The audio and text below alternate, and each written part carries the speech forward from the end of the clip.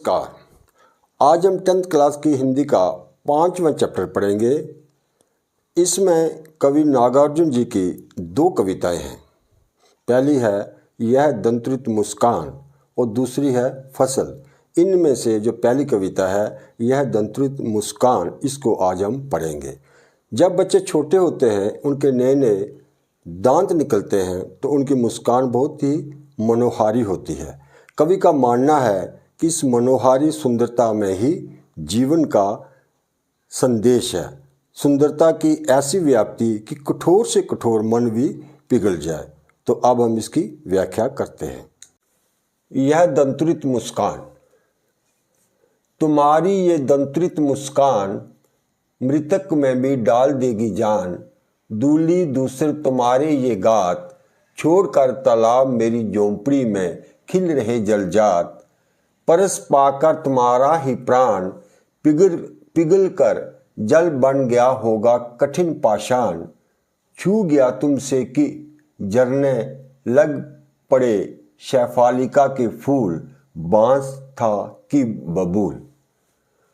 यहाँ दंतृत का अर्थ है बच्चों के नए नए दांत।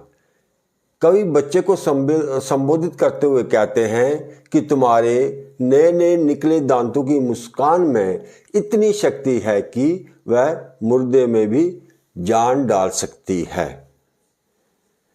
तुम्हारी ये दंतृत मुस्कान मृतक में भी डाल देगी जान। मृतक का अर्थ है मरा हुआ। कवि बच्चे के नए नए निकले दांतों वाली मुस्कान को देखकर कहता है कि तुम्हारी इस मनमोहक मुस्कान को देखकर मरा हुआ व्यक्ति भी जीवित हो सकता है। आशय ये कि कोई भी थका हारा जीवन से निराश व्यक्ति इस दंतृत मुस्कान को देखकर खुशी से खिल उठे, प्रसन्नता से भर जाए। ये दंतृत मुस्कान इतनी मनमोहक और मनोहारी है। दूली दूसर तुम्हारी ये गात, छोड़कर तालाब मेरी झोंपड़ी में खिल रहे जलजात। दूली दूसर का अर्थ है धूल मिट्टी से सने हुए। तुम्हारे ये गात का अर्थ है शरीर या शरीर के अंग। छोड़कर तालाब में मेरी झोंपड़ी में खिल रहे जलजात का अर्थ हो गया कमल के फूल। कवि कहते हैं कि तुम्हारे इस धूल मिट्टी से सने हुए शरीर को देखकर ऐसा लगता है मानो कमल के फूल तालाब को छोड़कर मेरे आंगन में खिल उठे हों। अर्थात बच्चे का धूल मिट्टी से सना हुआ शरीर कमल के समान सुंदर लग रहा है। परस पाकर तुम्हारा ही प्राण पिघल कर जल बन गया होगा कठिन पाषाण। परस पाकर, परस का अर्थ हो गया स्पर्श पाकर, तुम्हारा ही प्राण, प्राण अर्थात जीवन। यहाँ भावार्थ होगा कि जो मधुर मुस्कान है बच्चे की, उसके लिए पिघलकर जल बन गया होगा कठिन पाषाण, कठोर पत्थर। पाषाण का अर्थ है पत्थर। कवि कहते हैं ऐसा लगता है तुम्हारे जीवन का, अर्थात तुम्हारी मनमोहक मुस्कान का स्पर्श पाकर कठोर पत्थर जल बन गया होगा। अर्थात तुम्हारी मनमोहक मुस्कान पत्थर दिल व्यक्ति को भी पिघलाकर कोमल दिल वाला बना देती है। छू गया तुमसे कि झरने लग पड़े शैफालिका के फूल, बांस था कि बबूल। कवि कहते हैं कि तुम्हारे शरीर को अगर बांस या बबूल के वृक्ष छू जाएं तो उनसे भी शैफालिका के फूल जड़ने लगते हैं। शैफालिका एक पौधा होता है फूल वाला। तो कवि का कहने का भाव ये कि बच्चे को सुंदर मनमोहक मुस्कान, बच्चे की सुंदर मनमोहक मुस्कान को देखकर कठोर स्वभाव वाला व्यक्ति, शुष्क स्वभाव वाला व्यक्ति भी कोमल स्वभाव वाला हो जाता है। आगे की पंक्तियां, तुम मुझे पाए नहीं पहचान, देखते ही रहोगे अनिमेष, थक गए हो आंख लूं मैं फेर, क्या हुआ यदि हो सके परिचित ना पहली बार। यदि तुम्हारी माँ न माध्यम बनी होती आज, मैं न सकता देख, मैं न पाता जान तुम्हारी यह दंतुलित मुस्कान। तो इन पंक्तियों में कवि अपने बच्चे से बातचीत कर रहा है। कवि बहुत दिनों बाद घर आया है, कहीं बाहर से लौटा है। बच्चा उसको देखकर पहचान नहीं पा रहा, केवल टकटकी लगाए उसे देखता जा रहा है। तुम मुझे पाए नहीं पहचान, देखते ही रहोगे अनिमेष। अनिमेष का अर्थ था बिना पलक झपकाए देखना, टकटकी लगाकर देखना। कवि बच्चे से कहते हैं कि तुम मुझे शायद पहचान नहीं पाए हो,